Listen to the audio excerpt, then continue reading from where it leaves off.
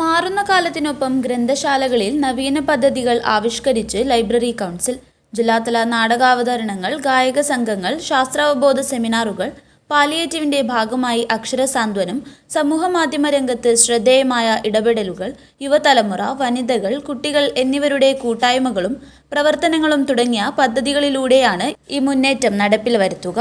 Puthiyakotta M N. സ്മാരക ഗ്രന്ഥാലയത്തിൽ state library council secretary V K. Madhu ഉദ്ഘാടനം ചെയ്തു. സാംസ്കാരിക പ്രസ്ഥാനമാണ് ഗ്രന്ഥശാല പ്രസ്ഥാനം എന്നുള്ള കാര്യത്തിൽ സംശയം. ഏകദേശം 10,000-ഓടടുക്കുന്ന നമ്മുടെ ഗ്രന്ഥശാലയുടെ എണ്ണവും അതിൽ സജീവമായി പ്രവർത്തിക്കുന്ന ഏകദേശം 8,000-ഓളം വരുന്ന ലൈബ്രറികളും കേരളത്തിന്റെ സാമൂഹ്യ മണ്ഡലത്തിലും സാംസ്കാരിക മണ്ഡലത്തിലും കേരളത്തിന്റെ ആശയ മണ്ഡലത്തിലുമെല്ലാം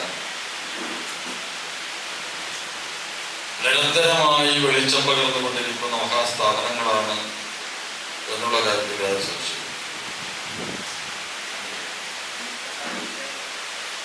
എന്നീ ഗ്രന്ഥശാലകൾക്ക് കേരളീയ സമൂഹത്തിൽ ഉള്ള പ്രസക്തി എന്താണ്? എങ്ങനെയാണ് ഈ മാറിയ കാലത്ത് നമ്മുടെ ഗ്രന്ഥശാലകളുടെ പ്രവർത്തനം മുന്നോട്ട് കൊണ്ടുപോകുന്നത്? ജില്ലാ library council president P. Dileep Kumar അധ്യക്ഷത വഹിച്ചു.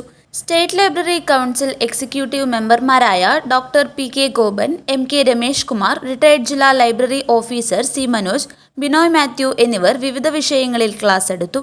സമാപന യോഗം state library council executive member P. V. K. Panayal ഉദ്ഘാടനം ചെയ്തു.